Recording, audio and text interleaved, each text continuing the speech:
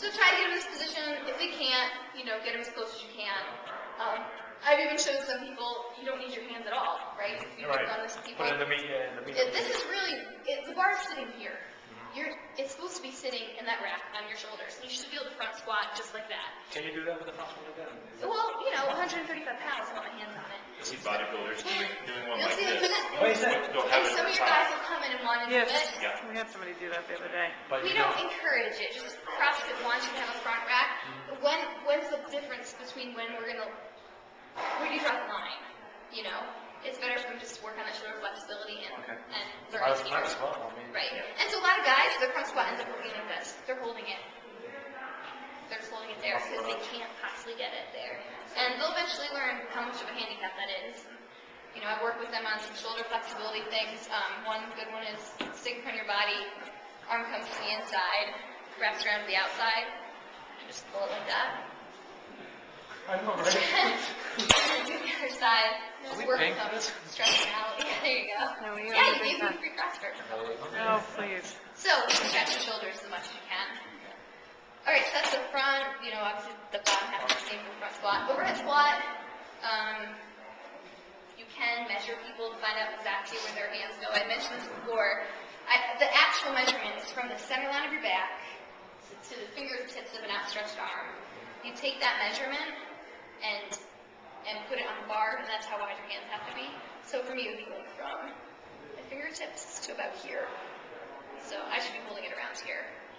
It should be about 8 to 10 inches above my head. So wait, from the middle of your back to your arm. To your Fingertips. To your fingertips. One hand is here, one hand is over here on the bar. Yeah. Okay. Yeah. But, that's a rule of thumb. Someone who has extremely flexible shoulders, we have a swimmer in my gym who can put her hands this close and still go around sick. Well, look, I'm sorry, then it's going to be harder for you because you're going to have to learn to stabilize it. You're not going to be able to use that resistance. 8 to 10 inches above the head is good. Some guys are going to try to be here and tell you that's the most comfortable. It's not safe. It's not safe. And if they're snatching, they're going to land on their head, right? Because overhead squat is your snatch position as well. So they're just going to have to fight it. There's no room to miss, basically. Yeah. So, overhead squat. Emphasize to people, this is probably one of the hardest lifts. It's all core control. If you had any sort of forward inclination on your front squat, it's going to come back with this one. You need to be able to keep that chest fully upright. Because any forward inclination, you're going to lose the bar. Or you're going to have to try to pull the bar back. Right? You're going to have to pull that bar back because you're trying to keep that bar over the center line. So if you can't keep a nice tall chest to keep the bar over the center line and you forward incline, the bars come back behind your head, it's less stable, you're less strong that way. So encourage people to really work on that flexibility. Here's my question, all right? I'm trying to get people to get their arms locked out. Yeah. And they're doing this. How do I explain that? I told them, like this little hole here, this is not something. If I told you keep it facing down instead of facing you, that should get them to stick out and try to pull the bar apart. Well, the bar part is a good one. Some people used to teach it that you're like turtling up like this. We don't like that as much. We like, turning those elbows almost backwards if you can. Oh, backwards? As far as you can rotate them. Everyone's going to be different with their flexibility there. Yeah, so look from this position, I'm not locked out. That position I am. So, I'm sorry. What do you guys have? Maybe I'm whatever. So you're trying to pull this. I was doing this Krav Maga. So try to turn this forward. Oh, so instead of this, it's the other way around. Yeah, back to normal now. Again, there's people that have different ways. The most important thing is I want to see that everyone is stable over their head. So another way to And make pulling this. the bar apart. Pull the bar apart is Pull the bar apart. it's time to teach it. See, right now you can pull the bar apart. This is outside. You don't see the why I'm like. Yeah. I feel the most stable when I lock out like this. It's also, I feel the most in the back. It's the hardest on my flexibility, but the bar is the most stable overhead. So, do you have any other ways you teach that? Yeah, it's still trouble for me. So, like I said, learning no matter what. Yeah. And that's, I mean, the hardest one for core control.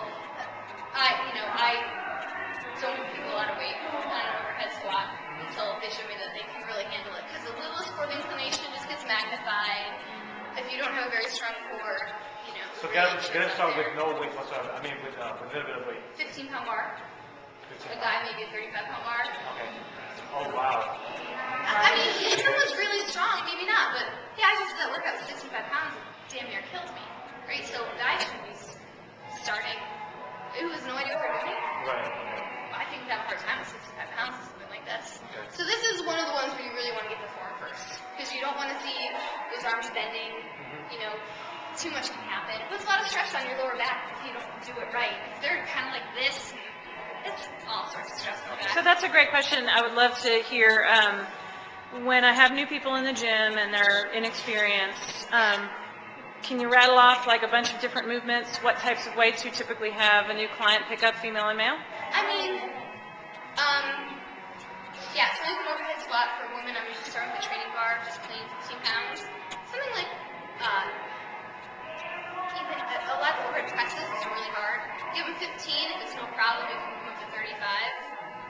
I limit women when they're just starting, pretty much to 35 pounds, the training bar and putting 10 pounds on either side. So always start with a 15. If a clean with a 15 is simple, make it 35. And if it's a really strong woman, maybe the next 3 times she comes in, she goes 35, 45, 55. But it's always form first. And I think clients appreciate that. We charge a lot in CrossFit, and it's not because we let them come in here and hurt themselves. It's because we're going to give them Olympic lifting training that they're not getting anywhere else. And so, the nature of CrossFit, it doesn't matter if you're using a 15-pound bar or a 65-pound bar, you're going to get a good workout because you're pushing. If you're doing 75 reps or whatever you're doing today, they're going to leave here sweating and hurting. What about for guys? Guys, I would usually, a lot of times I'll start them just with a plain bar. You put a guy in a training bar, they get mad. So if they can handle a 45-pound bar, and then you can, if it's super easy, start moving out weights onto it. Guys I'd say 45, 65, whereas girls are like 15, 35.